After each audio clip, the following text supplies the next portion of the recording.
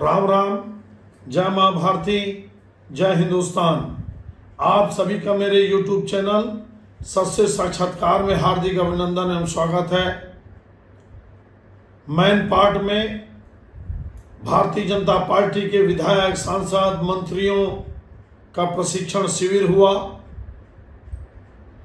आपको एक ऐसी बात बताऊंगा मैं, कृपया आप पूरा जरूर सुनिएगा। मेरा दावा है कि सिर्फ छत्तीसगढ़ ही नहीं, पूरे देश के बड़े बड़े भाजपा नेताओं और समर्पित और कर्मठ कार्यकर्ताओं के पैरों तले जमीन खिसक जाएगी। क्या हुआ? मैन पाट गए। क्या क्यों गए मैन पाट? कि बोले भैया वो बड़ा एक प्रकार से छत्तीसगढ़ का शिमला है और हिल स्टेशन है, पर्वतीय पहाड़ और जल जंगल से आच्छादित ये इलाका है और यहाँ पर बादल लगभग ऐसा लगता है कि मानो पृथ्वी माता को नमन करने आए हैं। प्रशिक्षण हुआ। जेपी नड्डा जी आए, राष्ट्रीय अध्यक्ष, और सबसे बड़ी बात राष्ट्रीय संगठन महामंत्री BL संतोष जी आए, शिवराज सिंह चौहान जी भी आए, और जितने भी वहां के फोटोग्राफ्स और वीडियो रिलीज हुए। प्रशिक्षण में क्या हुआ ये अलग बात है, लेकिन सांस्कृतिक कार्यक्रम भी हुए, नाचना गाना सब हुआ, ठीक है, होना चाहिए। लेकिन ये बात छत्तीसगढ़ के एक भी जनता को नहीं मिल पाई कि आपने प्रशिक्षण में एक भी विधायक ने क्या सीखा, मंत्री ने क्या सीखा। बात इतनी आई मोटा मोटी कि सरकार ठेकेदारों से दूर रहे, विधायक मंत्री ठेकेदारों की इशारों पर काम ना करें, नाते रिश्तेदार का कब्जा ना हो जाए। छत्तीसगढ़ की जनता जानती है कौन ठेकेदार के कब्जे में नहीं है, कौन मंत्री। एक आध को भले छोड़ दो आप, कौन विधायक आज अपने क्षेत्र की जनता से दूर नहीं हो गया है, एक आध दो को छोड़ दो आप। आज आप चुनाव करा लो तो क्या स्थिति होगी, इसका तो कोई बहुत बड़ा सर्वे करने वाला रिपोर्ट दे देगा। लेकिन आज मैं बता सकता हूं आपको कि स्थिति ठीक नहीं है। प्रशिक्षण में यह बोला जाना था हर विधायकों के द्वारा कि उन लोगों ने क्या बुराइयां छोड़ी, क्या गलतियों को सुधार किया, क्या वो गलती कर रहे थे, क्या श्याम बिहारी जायसवाल जी के ऊपर, जो उनके मंत्री या मंत्रालय के ऊपर जो भाई भतीजावाद और ठेकेदारों को पेमेंट का मामला था, क्या टंकराम वर्मा जी राजस्व मंत्री लगातार तहसीलदार SDM से लेकर जमीन आवंटन का जितना मामला है, और अभी जिस ढंग से महिला बाल विकास में आंगनबाड़ी केंद्रों में जो 40-50 करोड़ का फर्जी घोटाला हुआ, उसमें FIR क्यों नहीं हुआ, ठेकेदारों के खिलाफ बड़ा एक्शन क्यों नहीं हुआ। ये बहुत सारी बातें हैं। प्रशिक्षण के बाद अभी तक ये सब कुछ नहीं हुआ। फिर एक बड़ी बात बोलना चाहता हूं मैं, अंतिम में एक 2-4 लाइन की ऐसी बात बताऊंगा जिसके लिए मैं आज ये वीडियो बना रहा हूं। क्या हुआ मैन पार्ट में? पूरा मैन पार्ट लगभग हजारों एकड़ ब्यूरोक्रेट्स और राजनेताओं के कब्जे में है। वहां पर आदिवासी समाज के जो लोग रहते हैं, माझी और मझवार, और जंगल की जमीन, आदिवासियों की जमीन, रिपोर्ट भी आया था लीडिंग अखबार में कि कैसे वन भूमि पट्टा के नाम से हजारों एकड़ जमीन के पेड़ और जंगल काट दिए गए। वह एक प्रभावशाली समाज है, आप सब जानते हैं, आप पता कर लीजिए। नर्मदापुर और कमलेश्वरपुर शायद 2 मुख्य स्थान है। उसके आसपास आप खुद देखोगे टामन सोनवानी रायपुर के रहने वाले मैनपाट में जमीन खरीद के बैठे। ऐसे कौन कौन नेताओं की जमीन है, कितने वन भूमि में कब्जा कर लिया गया, इसके बारे में सरकार को उससे स्पष्ट फैसला आना था। हजारों एकड़ में कब्जा है, मात्र 400 एकड़ कब्जा मुक्त हुआ है। कौन है वहां भूमाफिया?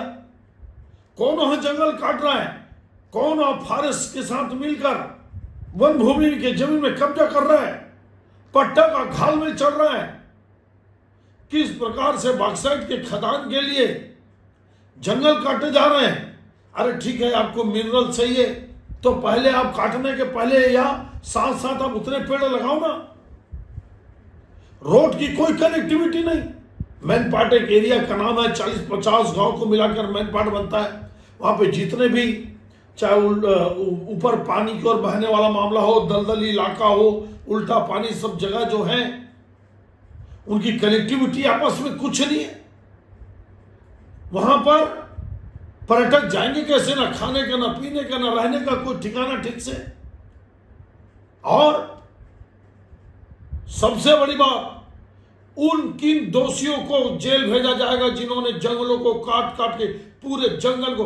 आज टेम्परेचर की ये हालत है कि गर्मी में जब अंबिकापुर के लोग मैनपाट जाते थे या छत्तीसगढ़ या उसके आसपास के मध्य प्रदेश के लोग जाते थे तो उनको कंबल ओढ़ना पड़ता था गर्मी में मैनपाट में।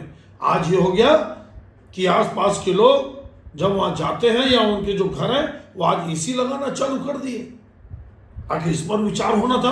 प्रशिक्षण शिविर में इतना बड़ा प्रमुख तीर्थ स्थान है मैनपाट, बौद्धों का स्थान है, लेकिन ऐसा तो कुछ देखने को नहीं मिला। क्या पता इस बारे में वहां के लोकल विधायक या वहां के नेता लोग कुछ बोले कि नहीं बोले, क्या सीएम के नॉलेज में बात है कि नहीं। और अंत में एक महत्वपूर्ण बात जिसके बारे में मैं बोला था कि अगर ये तथ्य आपको सही लगे तो पहुंचाइए मोदी जी के पास, अमित शाह जी के पास।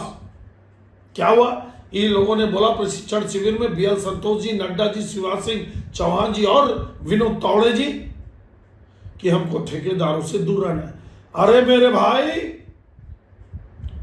बलौदाबाजार जिला पंचायत में ठेकेदार की पत्नी को जिला पंचायत अध्यक्ष बना दिया गया। शराब ठेकेदार, टोल नाका का ठेकेदार। अगर मैं सही हूं तो वो पति पत्नी कभी बीजेपी के मेंबर नहीं रहे, कभी नहीं। अब मेरे वीडियो के बाद बैकडेट में भले बना दे, अलग बात है। ना कभी भाजपा के कार्यालय में गए, कभी भाजपा के मीटिंग में गए, कभी पार्टी के रैली में गए, ना कभी आंदोलन किए। कौन? आकांक्षा जायसवाल शादी होकर उत्तर प्रदेश से आई, खैर हिंदुस्तान में कहीं से आए वो विषय मेरा नहीं है, लेकिन पत्नी हाउसवाइफ, पति चुनाव लड़ा, टोल नाका, शराब का ठेका, भाजपा से दूर दूर से इनका पति पत्नी का कोई लेना देना नहीं।